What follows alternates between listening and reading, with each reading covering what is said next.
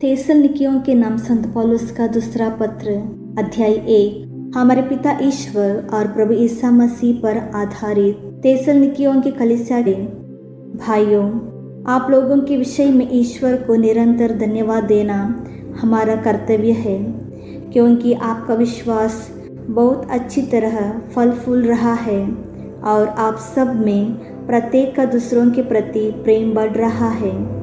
इसलिए हम ईश्वर की कलीसियाओं में आप लोगों पर गौरव करते हैं, क्योंकि आप धैर्य और विश्वास के साथ हर प्रकार का अत्याचार और कष्ट झेलेगा जिसके लिए आप अब दुख भोगते हैं। ईश्वर का न्याय उन लोगों को कष्ट देगा जो आपको कष्ट दे रहे हैं और आपको जो कष्ट सह रहे हैं, और हमको उस समय विश्राम देगा जब प्रभु ईसा प्रकट हो जाएंगे और अपने शक्तिशाली दूतों के साथ ईसा का सुसमाचार सुनने से इनकार करते हैं।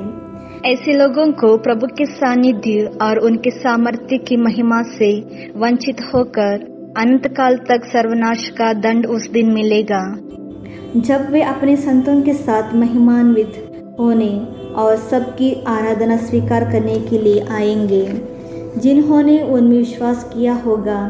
और आप लोगों ने तो हमारे साक्ष्य पर विश्वास किया। हम निरंतर आपका प्रत्येक कार्य अपने सामर्थ्य से पूर्णता तक पहुंचा दे।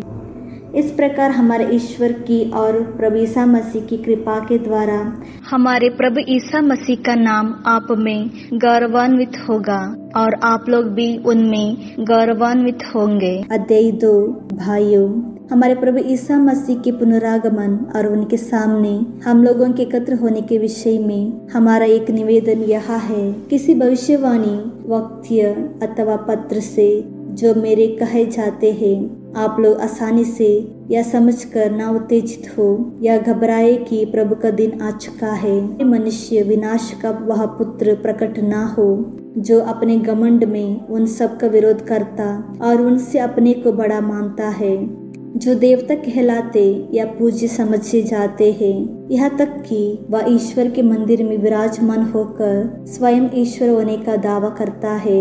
क्या रहेगी जब तक उसका विरोध करने वाला न हटे, तब विधर्मी प्रकट होगा और प्रभु ईसा अपने मुख के निवास से उसका वध करेंगे। बस नहीं किया और अधर्म का पक्ष लिया है।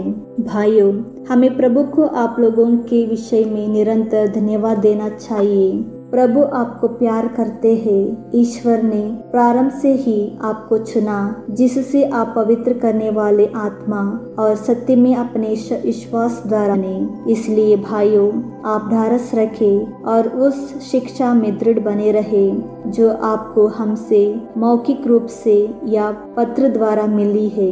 हमारे प्रभु ईसा मसीह स्वयं तथा ईश्वर हमारा पिता, जिसने हमें इतना प्यार किया और हमें चिरस्थायी सांत्वना तथा उज्जवल आशा का वरदान दिया है, आप लोगों को सांत्वना देते रहे तथा हर प्रकार के भले काम और बात में सुदृढ़ बनाए रखे।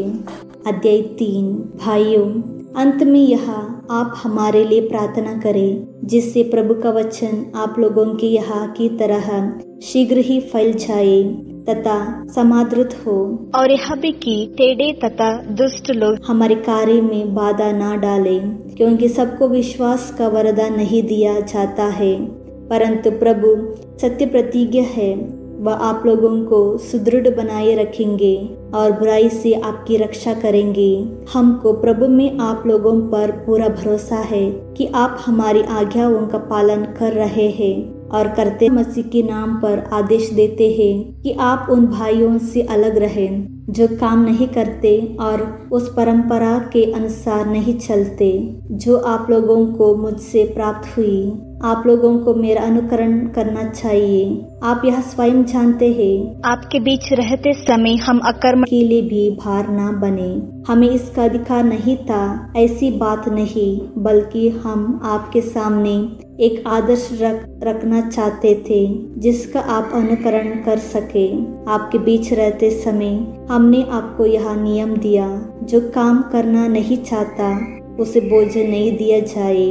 अब हमारे सुनने में आता है कि आप में कुछ लोग आलस्य का जीवन बिताते हैं। वे स्वयं काम नहीं करते और दूसरों के काम में बाधा डालते हैं। हम ऐसे लोगों को प्रभु ईसा मसीह नाम पर यह आदेश देते हैं और उनसे अनुरोध करते हैं कि वे चुपचाप काम करते रहे और अपनी कमाई की रोटी खाएं। भाइयों, आप लोग भलाई करते हुए हिम्मत ना अपने आचरण पर लज्जित हो। आप उनके साथ शत्रु जैसा व्यवहार नहीं करें, बल्कि उसे भाई की तरह समझाएं। शांति का प्रभु स्वयं आप लोगों को हर समय और हर प्रकार शांति प्रदान करता रहे। प्रभु आप सबके साथ हो। मैं पौलुस अपने हाथ से यह